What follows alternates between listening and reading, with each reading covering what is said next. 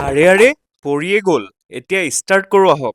ৰাতিপুৱা শুই উঠিয়েই সমস্ত দায়িত্ব পালন কৰি ওলাই গ'লো বজাৰলৈ।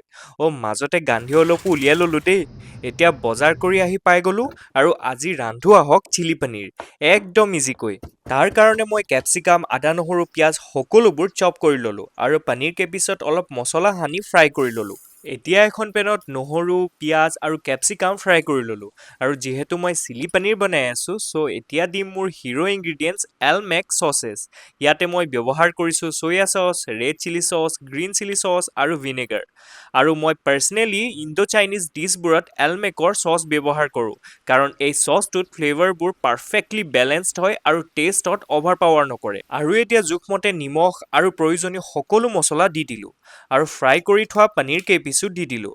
আৰু কি, হাই টেম্পাৰেচাৰত অলপ হিল ঝুলাই দিলেই মোৰ চিলি পনীৰ ৰেডি।